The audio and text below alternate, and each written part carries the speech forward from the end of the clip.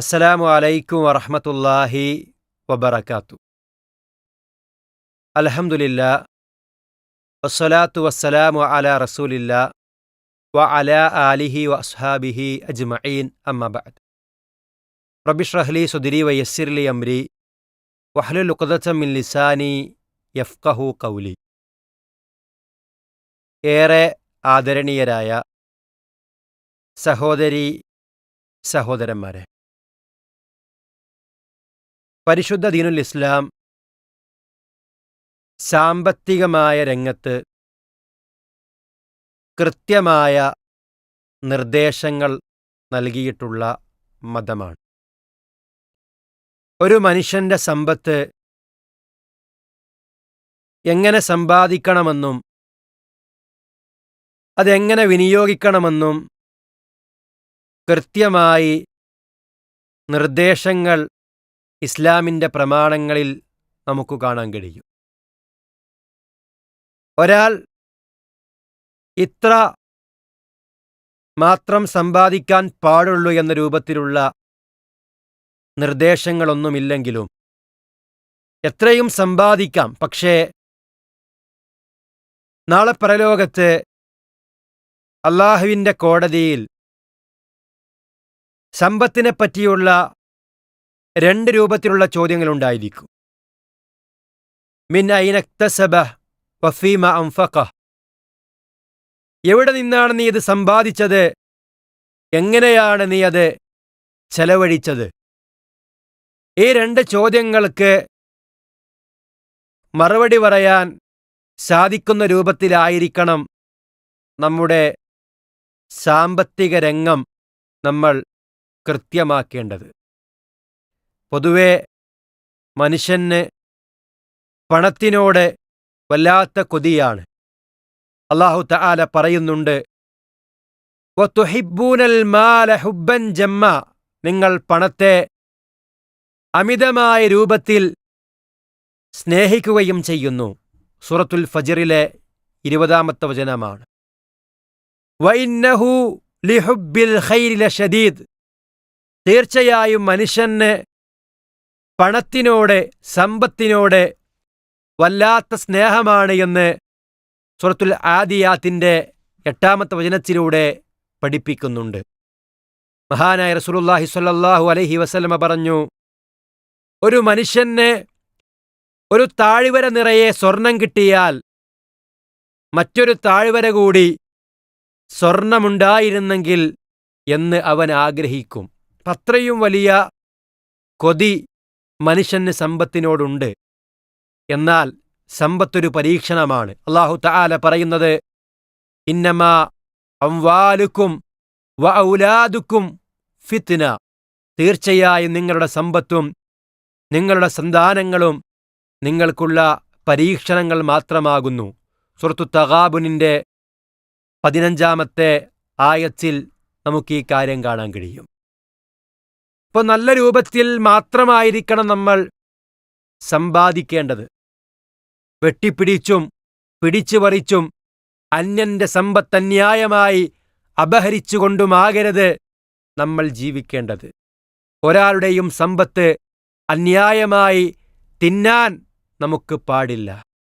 ഓരോ രൂപയും നമ്മുടെ അക്കൗണ്ടിലേക്ക് വരുമ്പോൾ അതെങ്ങനെയാണ് വരുന്നത് എന്ന് നമ്മൾ കൃത്യമായി പരിശോധിക്കണം എന്നൊക്കെയാണ് ഇസ്ലാം പഠിപ്പിക്കുന്നത്.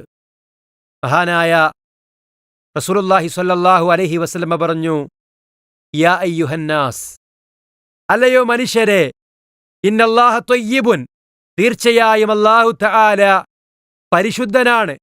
ലാ യഖ്ബലു ഇല്ലാ ത്വയ്യിബ, പരിശുദ്ധമല്ലാത്തൊന്നും അവൻ സ്വീകരിക്കുകയില്ല. വ ഇന്നല്ലാഹ അമറൽ മുഅ്മിനീന ബിമാ അമറ ബിഹിൽ മുർസലീൻ, അല്ലാഹു തആല പ്രവാചകന്മാരോട് കൽപ്പിച്ച കാര്യമെന്താണോ അതേ കാര്യം തന്നെയാണ് വിശ്വാസികളോടും കൽപ്പിച്ചിട്ടുള്ളത്. ഫഖാല, റസൂലുള്ളാഹി സ്വല്ലല്ലാഹു അലൈഹി വസല്ലമ പാരായണം ചെയ്തു, യാ അയ്യുഹർ റുസുലു കുലൂ മിനത് ത്വയ്യിബാതി വഅമലൂ സ്വാലിഹാ, അല്ലയോ ദൂതന്മാരെ, നിങ്ങൾ ഏറ്റവും വിശിഷ്ടമായത് ഭക്ഷിക്കുകയും ഏറ്റവും നല്ല പ്രവർത്തനങ്ങൾ പ്രവർത്തിക്കുകയും ചെയ്യുക. ഇന്നി ബിമാ തഅമലൂന അലീം, തീർച്ചയായും നിങ്ങൾ പ്രവർത്തിക്കുന്നത് നാം അറിയുന്നതാകുന്നു.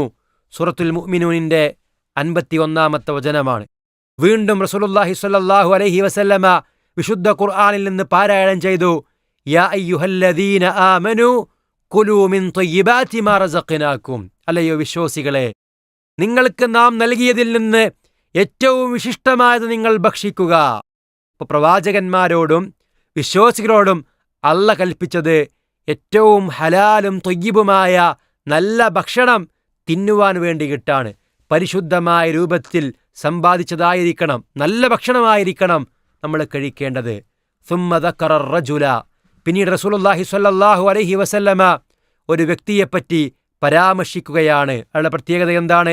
യുത്തീലുസ് സഫർ, സുദീർഘമായ യാത്രയിലാണ് അയാൾ. അശ്അസ അഅബറ, അദ്ദേഹത്തിന്റെ ശരീരം പൊളിവുരണ്ടിട്ടുണ്ട്, മുടി ജടകുത്തിയിട്ടുണ്ട്. യമുദ്ദു യദൈഹി ഇലസ്സമാ, ആകാശലോകത്തേക്ക് 2 കരങ്ങളും നീട്ടിയയാൾ പ്രാർത്ഥിക്കുന്നുണ്ട്. യാ റബ്ബ് യാ റബ്ബ് എന്ന് വിളിച്ച് അള്ളാഹുവിനോട് പ്രാർത്ഥിക്കുകയാണ്. എന്നാൽ വമത്അമുഹു ഹറാം, അവന്റെ ഭക്ഷണം നിഷിദ്ധമായ ഭക്ഷണമാണ്. വമശ്റബുഹു ഹറാം, അവൻ കുടിക്കുന്ന പാനീയം നിഷിദ്ധമായ പാനീയമാണ്. വമൽബസുഹു ഹറാം, വമൽബസുഹു ഹറാം, അവൻ ധരിച്ച വസ്ത്രം നിഷിദ്ധമായ വസ്ത്രമാണ്. വഉദിയ ബിൽ ഹറാം, അവൻ ഊട്ടപ്പെടുന്നത് തന്നെ നിഷിദ്ധത്താലാണ്, ഹറാമിലാലാണ്. ഫഅന്നാ യുസ്തജാബു ലിദാലിക്, അവൻ എങ്ങനെയാണ് ഉത്തരം ലഭിക്കപ്പെടുക? സ്വഹീഹ് മുസ്ലിമിലെ 1015 ഹദീസ്. എന്ന് പറഞ്ഞാൽ ഒരു മനുഷ്യന്റെ പ്രാർത്ഥനയുടെ സ്വീകാര്യതയെ വരെ ബാധിക്കും നല്ല രൂപത്തിൽ നമ്മൾ സമ്പാദിച്ചിട്ടില്ലെങ്കിലെന്നാണ് ഇസ്ലാമിൻ്റെ പ്രമാണങ്ങൾ നമ്മെ പഠിപ്പിക്കുന്നത്. ഒരു മുസ്ലിമിനെ സംബന്ധിച്ചിടത്തോളം ഒരു മനുഷ്യൻ്റെയും സമ്പത്ത് അന്യായമായി അപഹരിക്കുവാൻ അവന് അർഹതയില്ല എന്ന് ഇസ്ലാം കൃത്യമായി പഠിപ്പിക്കുന്നു. മഹാനായ റസൂലുള്ളാഹി സ്വല്ലല്ലാഹു അലൈഹി വസല്ലമ പറഞ്ഞു, ഒരു കാലം മനുഷ്യന് കടന്നുവരും. യഅതി അലന്നാസി സമാനുൻ, മനുഷ്യർക്കൊരു കാലം കടന്നുവരും. ലാ യുബാലിൽ മർഉ മാ അഖദ മിൻഹു അമിനൽ ഹലാലി അമ്മിനൽ ഹറാം, മനുഷ്യന്മാർ തൻ്റെ കയ്യിലുള്ള സമ്പത്ത് അത് നിഷിദ്ധമാണോ അല്ല അനുവദനീയമാണോ എന്ന് നോക്കാതെ സമ്പാദിക്കുന്ന ഒരു കാലം കടന്നുവരുമെന്ന് റസൂലുള്ളാഹി സ്വല്ലല്ലാഹു അലൈഹി വസല്ലമ നമ്മെ അറിയിക്കുന്നു. സ്വഹീഹുൽ ബുഖാരിയിലെ 2059 ഹദീസിൽ ഈ കാര്യം നമുക്ക് കാണാൻ കഴിയും. ഒരിക്കൽ മഹാനായ റസൂലുള്ളാഹി സ്വല്ലല്ലാഹു അലൈഹി വസല്ലം രാത്രി തൻ്റെ വിരിപ്പിനടിയിൽ നിന്ന് ഒരു ഈത്തപ്പഴം കണ്ടപ്പോൾ അതെടുത്തു കഴിച്ചു. ആ രാത്രി നബി സല്ലല്ലാഹു അലൈഹി വസല്ലം ഉറങ്ങിയില്ല. നബി സല്ലല്ലാഹു അലൈഹി വസല്ലം ചില ഭാര്യമാർ ചോദിച്ചു, യാ റസൂലല്ലാഹ് അരിഖ്തൽ ബാരിഹ, അല്ലാഹുവിന്റെ ദൂതരെ, താങ്കൾ കഴിഞ്ഞ രാത്രി എന്തുകൊണ്ടാണ് ഉറങ്ങാത്തത്? നബി സല്ലല്ലാഹു അലൈഹി വസല്ലം പറഞ്ഞു, എൻ്റെ പാർശ്വഭാഗത്ത് ഞാനൊരു ഈത്തപ്പഴം കണ്ടു, ഞാനത് കഴിച്ചു. എൻ്റെ അടുക്കൽ ജനങ്ങൾക്ക് വിതരണം ചെയ്യാൻ ബാക്കിവെച്ച സ്വതക്കയുടെ ഈത്തപ്പഴങ്ങളുണ്ട്.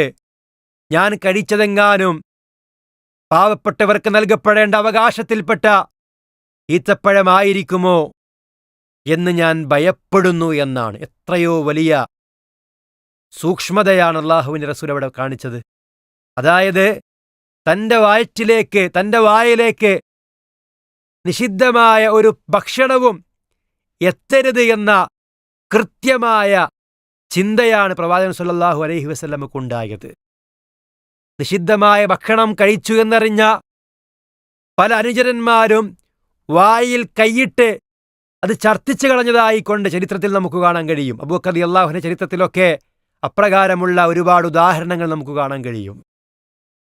താൻ കഴിക്കുന്ന ഭക്ഷണം നിഷിദ്ധമായി സമ്പാദിച്ച് കൊണ്ടുവന്നതാണെന്ന് മനസ്സിലാക്കുമ്പോൾ കഴിച്ചതുപോലും വായിൽ കൈയിട്ട് ഛർദ്ദിച്ചു കളഞ്ഞു എന്ന് പറഞ്ഞാൽ ഒരു മനുഷ്യൻ്റെയും സമ്പത്ത് അന്യായമായി അപഹരിക്കരുത് എന്ന കൃത്യമായ പാഠമാണ് ഇസ്ലാം പഠിപ്പിക്കുന്നത്. ഒരു വസ്തുവിന് സാധാരണ വിൽക്കപ്പെടുന്ന വിലയേക്കാൾ വില കയറ്റിക്കൊണ്ട് ജനങ്ങളെ ചൂഷണം ചെയ്തുകൊണ്ടുള്ള വിൽപ്പന കൃത്യമായി റസൂലുള്ളാഹി സ്വല്ലല്ലാഹു അലൈഹി വസല്ലം നിരോധിച്ചിട്ടുണ്ട്. അതുപോലെ തന്നെ അള്ളാഹുവിൻ്റെ റസൂൽ സ്വല്ലല്ലാഹു അലൈഹി വസല്ലമ ഒരിക്കൽ അങ്ങാടിയിലേക്ക് പോയപ്പോൾ ചില ധാന്യമണികളിലേക്ക് അവിടുത്തെ കൈ പ്രവേശിപ്പിച്ചു. നബിയുടെ കൈ നനഞ്ഞു. ഉടമസ്ഥനോട് ചോദിച്ചു, അല്ല, ഇതെന്താ സംഭവം? അയാൾ പറഞ്ഞു, ഇന്നലെ മഴ പെയ്തപ്പോൾ ധാന്യങ്ങളൊക്കെ നനഞ്ഞു. നനഞ്ഞ ധാന്യങ്ങൾ ഞാൻ താഴെ ഭാഗത്തിട്ടു, ഉണങ്ങിയത് മുകളിലുമിട്ടു എന്നാണ്. നബി പറഞ്ഞത്, നീ അങ്ങനെ ചെയ്യരുത്. വഞ്ചിക്കുന്നവൻ നമ്മിൽപ്പെട്ടവനല്ല. മൻ ഗശ്ശ ഫലൈസ മിന്നി, ആരാണ് വഞ്ചിക്കുന്നവൻ അവൻ നമ്മിൽപ്പെട്ടവനല്ല, എന്നിൽപ്പെട്ടവനല്ല എന്ന് അള്ളാഹുവിൻ്റെ തിരുദൂതർ സ്വല്ലല്ലാഹു അലൈഹി വസല്ലമ പഠിപ്പിക്കുകയാണ്. കൈക്കൂലി വാങ്ങുന്നതും കൊടുക്കുന്നതുമൊക്കെ ശാപവിധേയമായ കാര്യമാണ് എന്ന് അള്ളാഹുവിൻ്റെ റസൂൽ സ്വല്ലല്ലാഹു അലൈഹി വസല്ലമ പഠിപ്പിക്കുന്നുണ്ട്. പലിശ തിന്നാനും തീറ്റിക്കാനും അതിൻ്റെ സാക്ഷിയായി നിൽക്കാനും അത് എഴുതി വെക്കാനും പാടില്ല, അവരൊക്കെ ഒരുപോലെ തന്നെയാകുന്നു എന്ന് കൃത്യമായ റസൂലുള്ളാഹി സ്വല്ലല്ലാഹു അലൈഹി വസല്ലമ പഠിപ്പിക്കുന്നുണ്ട്. മദ്യമോ ലഹരി പദാർത്ഥങ്ങളോ വിൽക്കാൻ പാടില്ല. ആ വിറ്റിട്ടുന്ന സമ്പാദ്യം വിശുദ്ധമായതല്ല, അശുദ്ധമായ സമ്പാദ്യമാണ് എന്ന് കൃത്യമായി ഇസ്ലാമിൻ്റെ പ്രമാണങ്ങളുടെ വെളിച്ചത്തിൽ നമുക്ക് മനസ്സിലാക്കുവാൻ കഴിയും. അതുകൊണ്ട് പ്രിയമുള്ളവരെ, സാമ്പത്തിക രംഗത്ത് കൃത്യമായ നിലപാടുകൾ ഇസ്ലാം വെക്കുന്നുണ്ട്. ഒരു മനുഷ്യൻ്റെ സമ്പത്ത് ഒരിക്കലും അത് അവരിൽ തന്നെ മാത്രം കെട്ടിക്കിടക്കേണ്ടതല്ല, പണക്കാർക്കിടയിൽ മാത്രം കൈമാറ്റം ചെയ്യപ്പെടേണ്ടതല്ല, അതിൻ്റെ അവകാശികൾക്ക് കൂടി നൽകേണ്ടതാകുന്നു എന്ന് ഇസ്ലാമിൻ്റെ പ്രമാണങ്ങൾ നമ്മെ പഠിപ്പിക്കുന്നുണ്ട്. മാത്രവുമല്ല, ലോകത്തുള്ള എല്ലാവർക്കുമുള്ള ഉപജീവനം നൽകുന്നത് അള്ളാഹുവാകുന്നു. അള്ളാഹു നിശ്ചയിക്കാത്തൊരു ഉപജീവനവും അന്യായമായി ആർക്കും നേടിയെടുക്കാൻ കഴിയില്ല എന്ന ബോധ്യമാണ് ഇസ്ലാം ജനങ്ങളുടെ മനസ്സിലിട്ട് കൊടുക്കുന്നത്. അതുകൊണ്ട് പ്രിയമുള്ള സഹോദരങ്ങളെ, കാര്യങ്ങൾ കൃത്യമായി മനസ്സിലാക്കുകയും ഇസ്ലാമിൻ്റെ ഓരോ രംഗത്തുമുള്ള നിലപാടുകൾ നമ്മൾ തിരിച്ചറിയുകയും ചെയ്യുക. നിഷിദ്ധമായി സമ്പാദിക്കുകയും അങ്ങനെ ഭക്ഷിക്കുകയും ചെയ്യുന്ന ശരീരത്തിന് ഏറ്റവും നല്ലത് നരകമാണെന്നും അത്തരം ആളുകൾ സ്വർഗത്തിൽ പ്രവേശിക്കുകയില്ലെന്നും പ്രവാചകൻ സ്വല്ലല്ലാഹു അലൈഹി വസല്ലമയുടെ ഹദീസുകൾ നമുക്ക് കാണാൻ കഴിയും. അങ്ങനെ സാമ്പത്തിക രംഗത്തുള്ള ഒരു വിശുദ്ധി നമ്മൾ പാലിക്കുക. സമ്പത്ത് എവിടെ നിന്ന് വരുന്നു, എങ്ങനെ വിനിയോഗിക്കുന്നു എന്ന് നോക്കുവാൻ ഇസ്ലാം പഠിപ്പിക്കുന്നു. ഇങ്ങനെ ഏതു രംഗത്തും കൃത്യമായ രൂപത്തിലുള്ള നിലപാടുകൾ വെച്ചു പുലർത്തുന്ന മതമാണ് ദീനുൽ ഇസ്ലാം. ഇസ്ലാമിനെ കൂടുതൽ അടുത്തറിയുക. അല്ലാഹു തആല കാര്യങ്ങൾ കൃത്യമായി ഗ്രഹിക്കുവാനുള്ള തൗഫീഖ് എല്ലാവർക്കും നൽകി അനുഗ്രഹിക്കട്ടെ. സ്വല്ലല്ലാഹു അലാ മുഹമ്മദിൻ വഅലാ ആലി മുഹമ്മദ് വൽഹംദുലില്ലാഹി റബ്ബിൽ ആലമീൻ.